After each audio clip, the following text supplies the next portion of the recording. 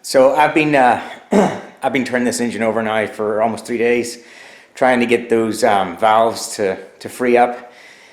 And I've soaked them and soaked them and soaked them. It's just not happening. So I'm still not sure if they're bent. Give you a look at it there. So I've just been combing out. I filled it with acetone and transmission fluid last night. And it's just not happening.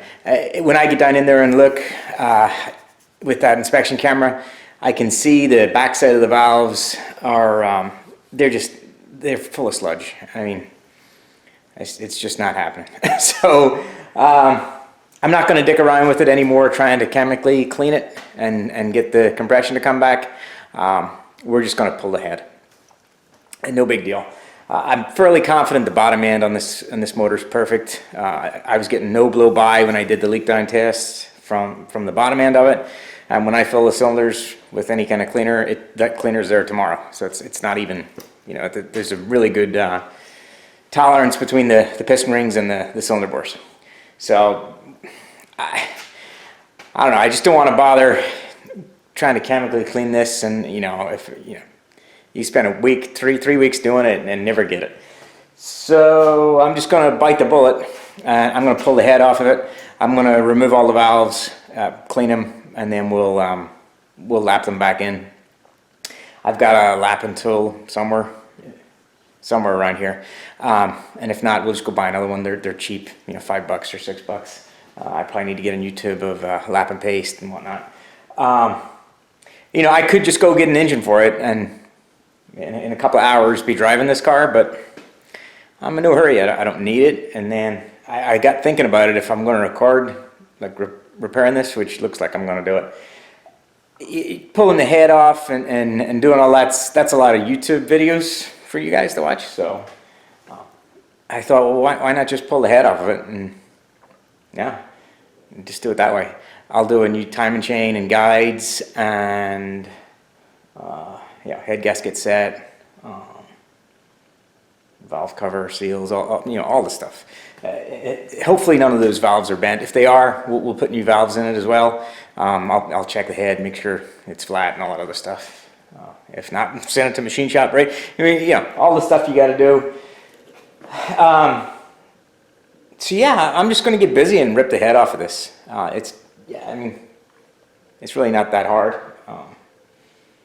Just looking at it, my initial thoughts here. I'll show you. I'm gonna pull this radiator fan out of the way, just for some space. We'll pull the belt off of it, crank pulley, everything I need to remove to get to the front cover, so we can slide that front cover back. And then pull the intake, pull the exhaust manifold. There's a couple of brackets on the back of the head back there. Those got to come off, and then we're just going to pull the head. Then another reason why I wanted to pull the head too was I can still see some sludge on the cylinder walls even after all of the cleaning and turning over that motor that I've done. So I just I say this a lot. If you're going to do it right. I was trying to get away with one. I was trying to be a little cheeky and not pull the head off this thing. It's not happening. So we're just going to do it right. So, and I'm going to not do as much talking. I'm going to set this camera up and just do the fast forward piece of it. That way I can have some music on in here and stuff. And, keep my sanity. That's the quietness when you're, because of the camera and not having the music on is, I just like to put some tunes on and get busy. So that's what I'll do. This should be pretty easy, and it's not going to take all but about, I would say you're looking at about an hour's work maybe to pull this head. Hour and a half, something like that. I mean, not much to it. All right, let's get busy.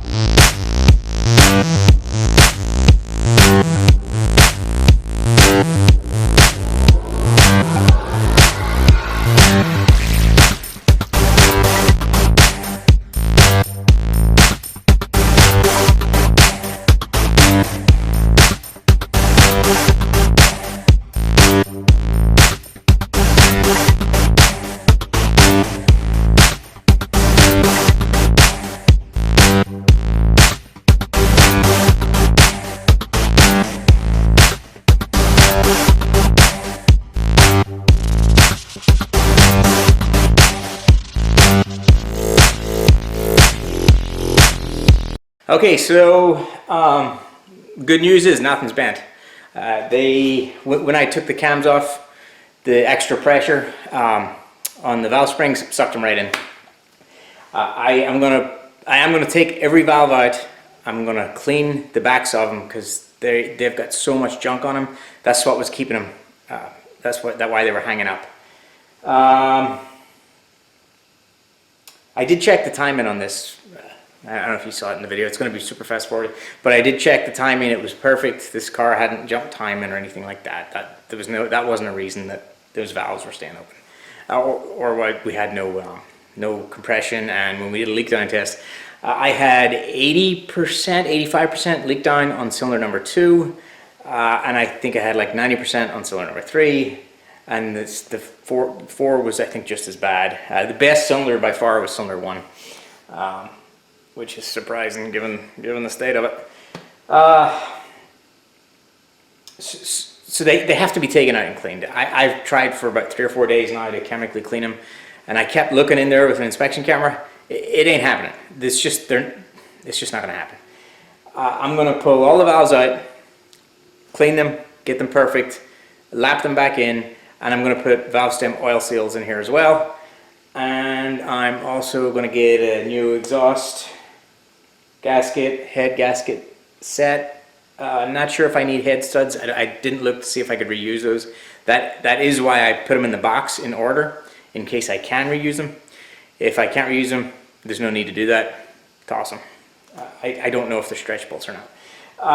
Probably are, so I probably have head bolts too, right? Yeah, full head kit. I am going to also replace the timing chain, tensioner, and guides. Because why the hell not? Yes, I am selling this car as soon as it's fixed, but again, you're gonna do it, might as well do it right.